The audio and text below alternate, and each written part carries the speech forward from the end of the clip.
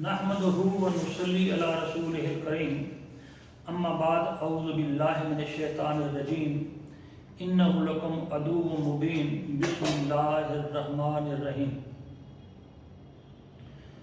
آج ہم لا اور جورسپروڈنس کے عنوان سے کلاس شروع کرنے لگے ہیں۔ انشاءاللہ تعالی یونیورسٹی ہائی کے سلیبس کور کریں گے اور جو لا کے اسٹوڈنٹس ہیں وہ اور ایون عام لوگ بھی میرے اس لیکچر کو آسانی سے سمجھ سکیں گے۔ اللہ تعالیٰ سے استدعا ہے کہ وہ مجھے سمجھانے اور آپ کو سمجھنے کی توفیق عطا فرمائے۔ اللہ تعالیٰ نے جب سے حضرت آدم علیہ السلام کو پیدا کیا اور اس دنیا میں بھیجا، اس وقت سے لے کر آج تک انسان ریسرچ میں مصروف ہے۔ ریسرچ کس چیز کی؟ اللہ تعالیٰ کے بنائی ہوئی تمام چیزیں، اس کے لیے انسان کوشاں ہے۔ جب انسان غاروں میں رہا کرتا تھا تو دو وجوہات کی بنا پر وہ غاروں سے نکلا۔ نمبر 1 ایستھیٹک سینس، یعنی اس کی جمالیاتی حس۔ نمبر 2 خوف، کیونکہ شیر جو ہے وہ ان کے بچے اٹھا کر لے جاتا تھا۔ تو انسان نے مل جل کر رہنا سیکھا، بستیاں وجود میں آئیں، شہر وجود میں آئے، پھر مسائل بڑھنے لگے۔ جب مسائل بڑھنے لگے تو اس کے لیے پھر ایک چیز وجود میں آئی جسے ہم کہہ دیتے ہیں کہ کوئی کوڈ تھا، کوئی قانون تھا کہ اب انسان مل جل کر رہیں اور اس طرح زندگی پر رہیں۔ ہم دیکھتے ہیں کہ مختلف زندگی کے شعبہ میں مثلا ہسٹری ہے۔ ہسٹری کی کیا ڈیفینیشن ہے؟ ہسٹری سے مراد یہ ہے کہ گیمٹ آف پاسٹ ایونٹس، ماضی کے وہ لمحات جو گزر گئے، اس کا جب ہم مجموعہ کرتے ہیں تو ہم اس کو ہسٹری کا نام دے دیتے ہیں۔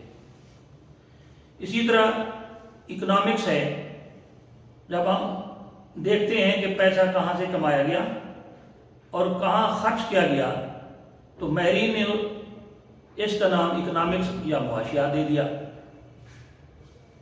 جب معاشرہ اس کے لوگ اکٹھے رہتے ہیں، اس کی اسٹڈی کو سوشالوجی یا معاشرتی علوم قرار دے دیا گیا۔ اسی طرح ہر ایک چیز کو اس کا نام دے دیا گیا۔ مثلا اینتھروپولوجی، علم البشریات، انسانوں کی اسٹڈی کو علم البشریات کا نام دے دیا گیا۔ ہر شعبہ زندگی میں ریسرچ جاری ہے اور انسان اس کو کمپریس وے میں ایک نام دے دیتا ہے۔ اب اللہ تعالیٰ نے سورۃ فرقان میں فرمایا ہے کہ میری ایتوں پر گونگے بہرے اندھے ہو کر مت گرو۔ پھر سورۃ بقرہ میں ارشاد فرمایا کہ تو ان کو ان کے چہرے کی جھریوں سے پہچان لے گا، یعنی جو رنکلز ہیں چہرے کی وہ پہچانو اور مانگنے والوں کو دو، جو لفظ پیٹ پر مانگتے ہیں ان کو نہ دو۔ اب یہ جو مثالیں ہیں اس سے ایک دعوت دی گئی ہے غور و خوض، فکر کرنے کی، سمجھنے کی۔ حضرت علی کرم اللہ وجہہ کے پاس ایک کیس آیا، بلکہ قاضی صاحب جو تھے وہاں کے انہوں نے بھیجا کہ میری سمجھ سے یہ کیس بالاتر ہے۔ ایک بچہ تھا، اس کے پارٹس آف دا باڈی دو تھے، مثلا 2 آنکھیں، 2 کان، 4 کان، 2 ناک وغیرہ وغیرہ۔ تو اس بچے کا جب والد فوت ہوا تو اس کی ماں نے کہا، کیس دائر کیا قاضی کے پاس کہ مجھے ڈبل وراثت دی جائے کہ بچہ ایک نہیں یہ دو ہے۔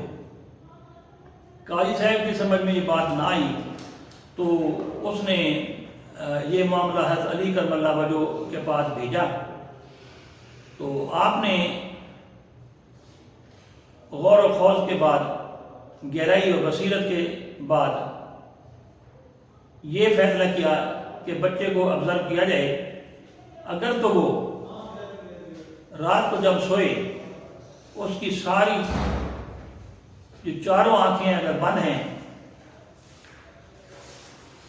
ساری اگر دو کھلی ہیں اور دو بند ہیں تو پھر تو یہ دو انسان ہیں، ورنہ اگر چاروں آنکھیں ایٹ اے ٹائم بند ہیں تو پھر یہ ایک ہی بندہ ہے۔ تو لہذا اس بچے کو آبزرو کیا گیا تو پتہ چلا کہ وہ جو سوتے وقت اس کی چاروں آنکھیں ہی بند تھیں، تو آپ نے فرمایا کہ یہ بندہ ایک ہے، دو نہیں ہے۔ تو اب کیونکہ ہم نے بصیرت گہرائی کی بات کی ہے تو اس کو بھی ایک نام دینا پڑے گا جو آگے چل کر ابھی میں برین اسٹارمنگ ٹیکنیک یوز کر رہا ہوں، یہ بعد میں آپ بتاؤں گا کہ اس کا بھی نام ہونا چاہیے نا، کہ جو بصیرت ہے، جو ڈیپ تھنکنگ ہے، اس لحاظ سے اس کا بھی ایک نام ہوگا۔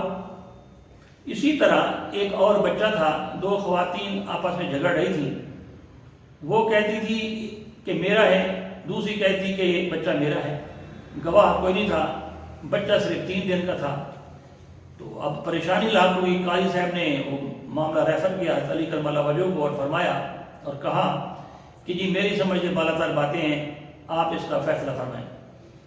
تو آپ نے دونوں کو کہا کہ خدا کا خوف کرو، ایک تو جھوٹی ہے ہی، دونوں نے کہا نہیں ہم تو قرآن اٹھا لیں گے۔ حضرت علی کرم اللہ وجہ نے کیا کہا، آپ نے تلوار منگوائی اور کہا کہ بچے کے 2 حصے کر دو، ایک حصہ آپ لے لو اور ایک حصہ آپ لے لو۔ تو جو اصل ماں تھی اس نے اپنے دل پر ہاتھ رکھ کے کہا کہ نہیں نہیں یہ بچہ اس کو ہی دے دو، کوئی ایسی بات نہیں۔ تو حضرت علی کرم اللہ وجہ نے فرمایا کہ بچہ ہی آپ کا ہے۔ تو اس کو درد ہی نہیں ہوا دل میں۔ تو اب ہمارے ہاں جو کچہریوں میں، کورٹس میں ججز فیصلہ کرتے ہیں تو ہم یہ دیکھتے ہیں کہ جناب گواہ ہے، گواہ نہیں ہے تو فیصلہ نہیں ہو سکتا، تو وہ بصیرت، وہ گہرائی ہوتی نہیں ہے اور عدم ثبوت کی بنیاد پر فیصلہ کر دیا جاتا ہے۔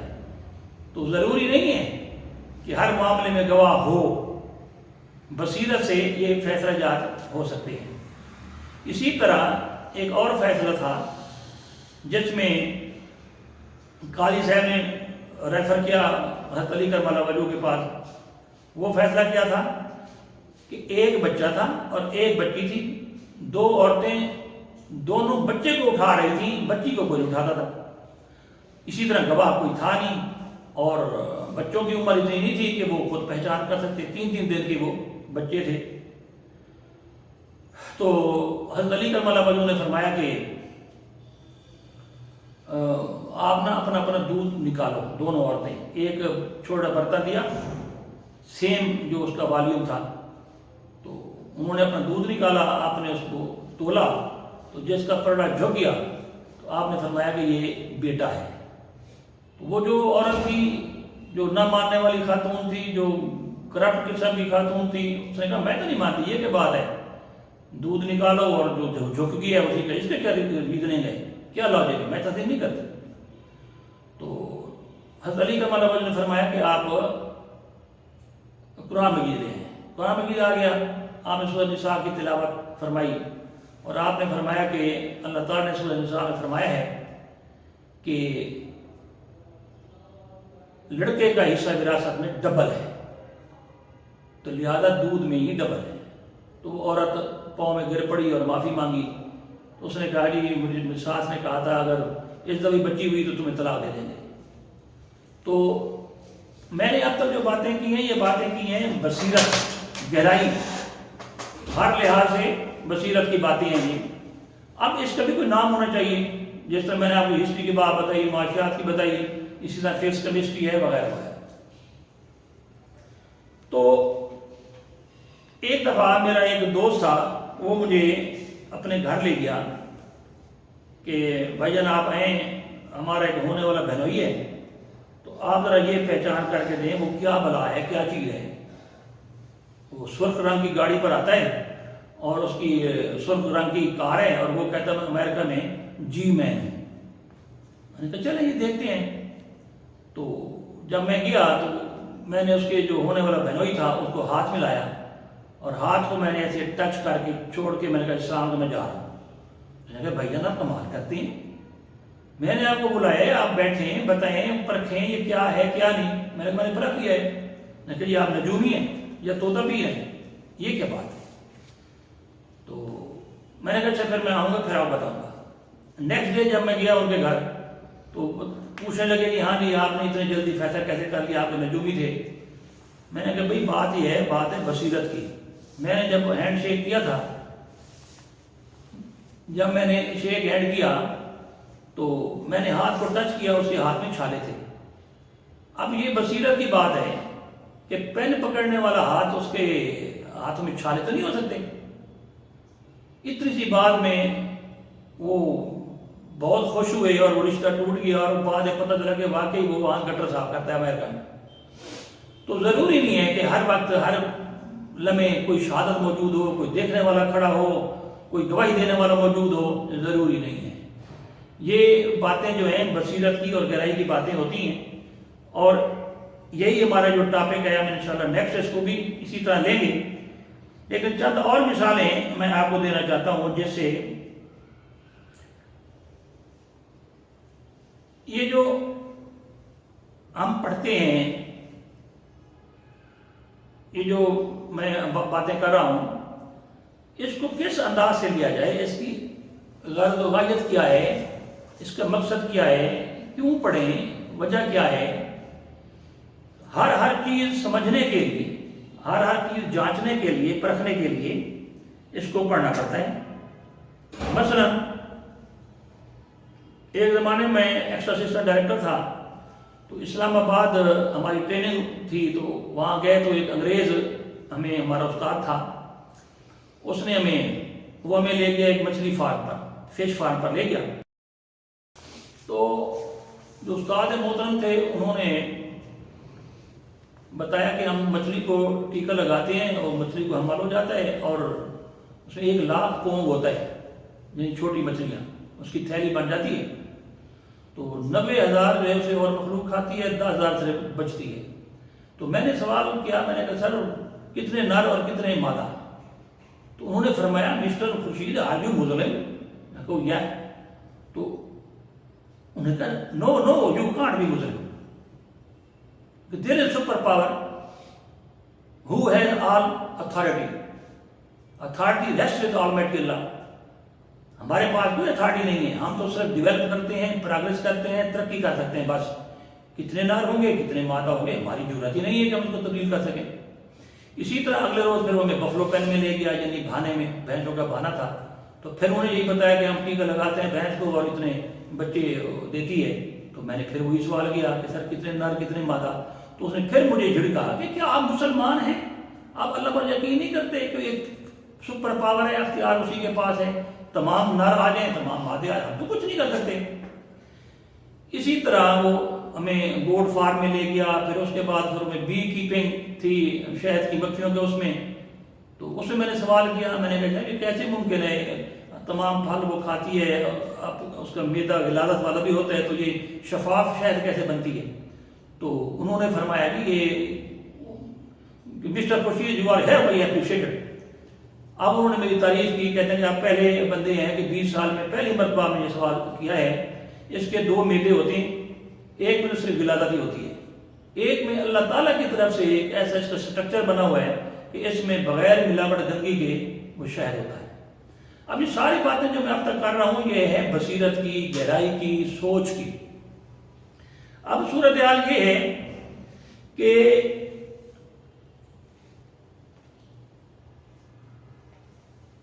عام طور پر ہم کہہ دیتے ہیں وہ تو بے بزدل آدمی ہے، کہہ دیا۔ اب جب ڈکشنری دیکھتے ہیں تو بز کا مطلب ہوتا ہے بکری۔ اب اس سے کیا مراد ہوا؟ پھر ہم کہتے ہیں وہ بزدار ہے، بکریوں والا۔ تو اب یہ بوز ہے، یہ فارسی میں بکری ہے، ادھر ہم عربی میں کہتے ہیں اس کو غنیمت جانو بھائی، غنیمت جانو، اب غنم بکری کو کہتے ہیں۔ اب اس کا کنسیپٹ سمجھیں، بکری کو جب سے اللہ نے پیدا کیا اس وقت تک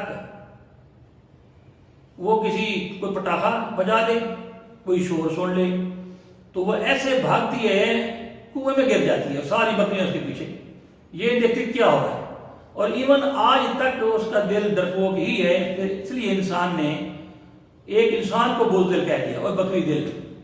بکری دل جو ہوتا ہے وہ اب اس سے مراد ڈرپوک ہی ہے، کسی کو بوز کا مطلب نہیں آتا ہوگا، بوز دل کا مطلب آتا ہوگا کہ یہ ڈرپوک آدمی ہے۔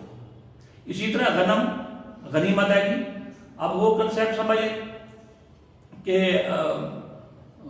لوگ جو عرب لوگ لڑائی کرنے جاتے تھے تو اپنی تمام ریوڑ بکریاں ہوتی تھیں ان کے پاس، وہ ساتھ لے جاتے تھے، ہار گئے تو بکریاں بھی گئیں، جیت گئے تو بکریاں آ گئیں، تو اس غنم سے غنیمت لفظ بن گیا۔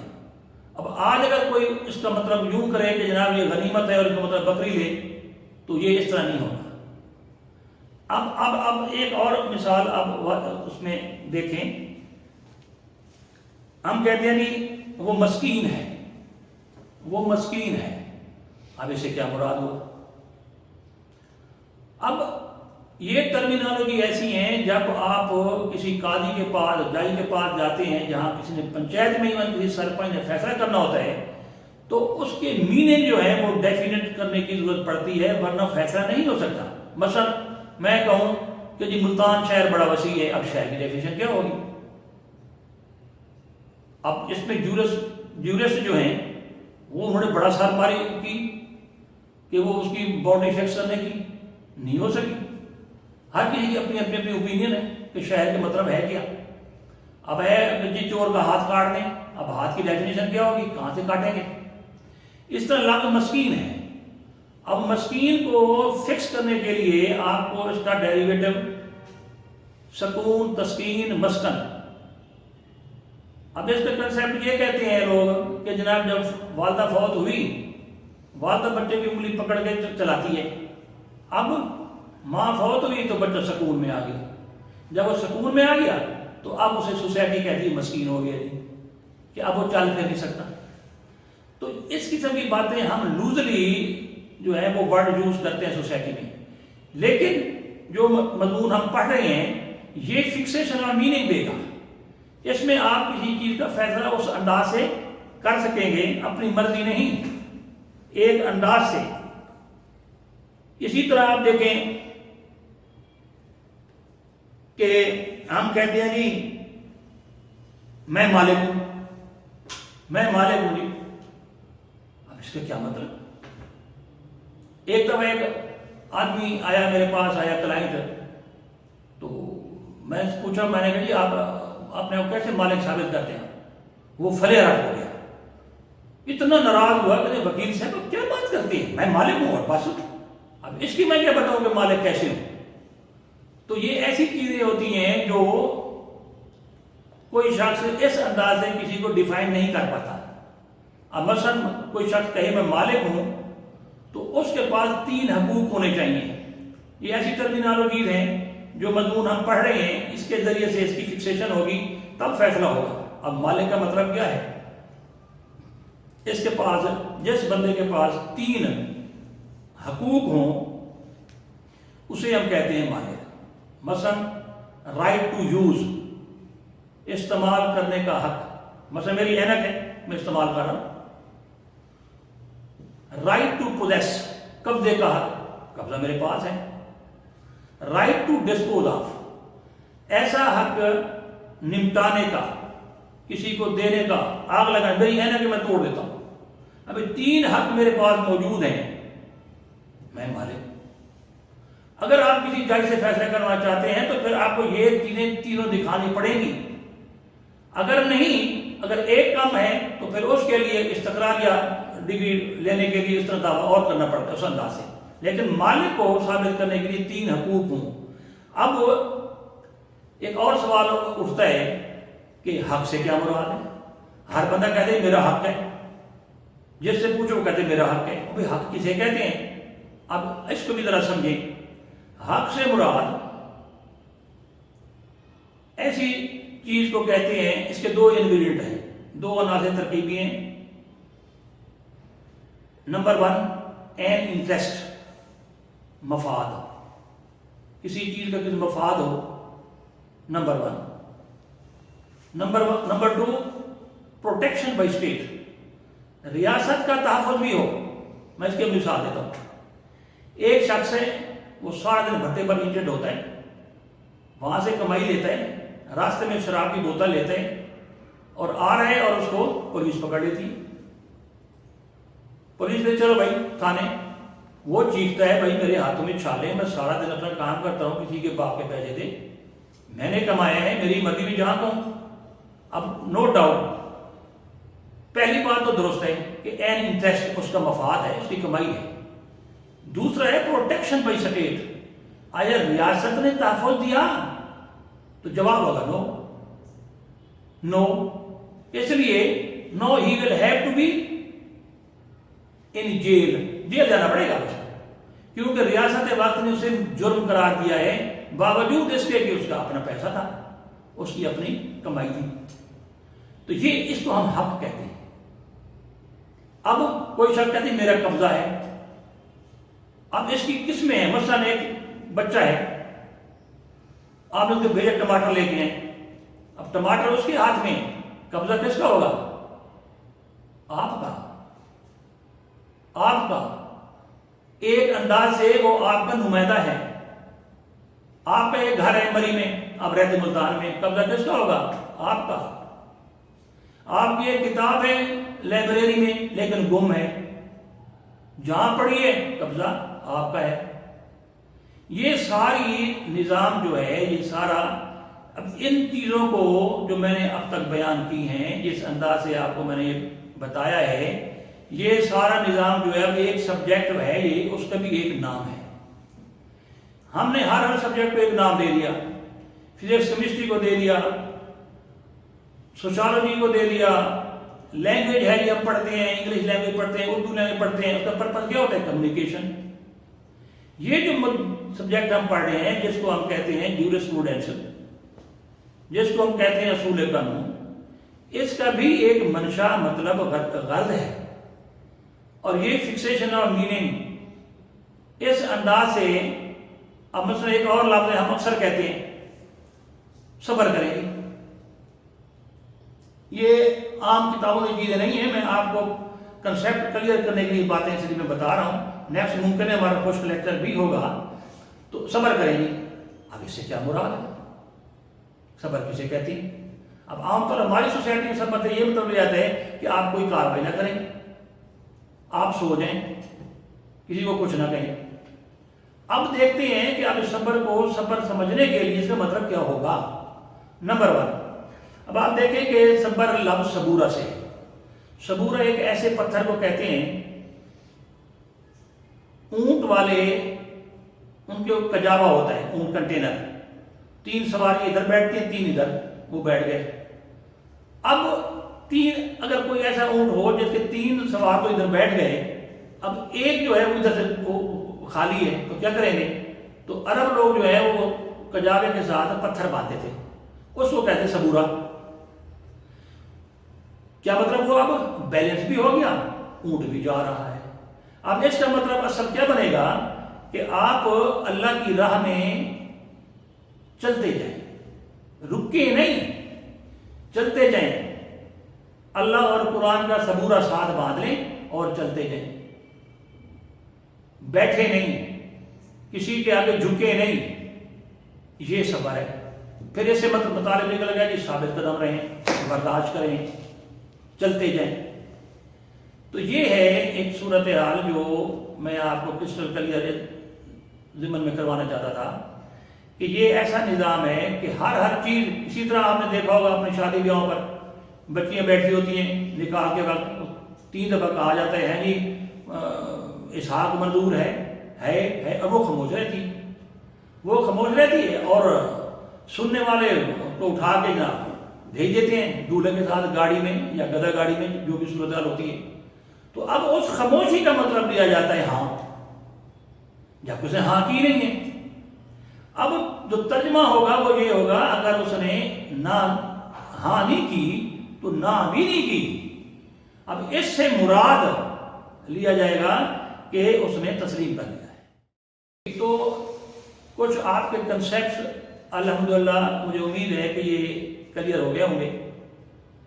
اب نیکسٹ انشاءاللہ ہم پڑھیں گے کہ جورسپروڈنس کیا ہے، اس کے معنی کیا ہیں، یہ سارا سلسلہ ہم نیکسٹ لیکچر میں انشاءاللہ کریں گے۔ اگر ہم میرے ساتھ ساتھ چلتے رہے تو انشاءاللہ تعالی ہم مل کے اس مضمون کو سمجھنے کی کوشش کریں گے اور اس کی پریکٹیکل ویلیو پر بھی ڈسکشن ہوتی رہے گی انشاءاللہ تعالی۔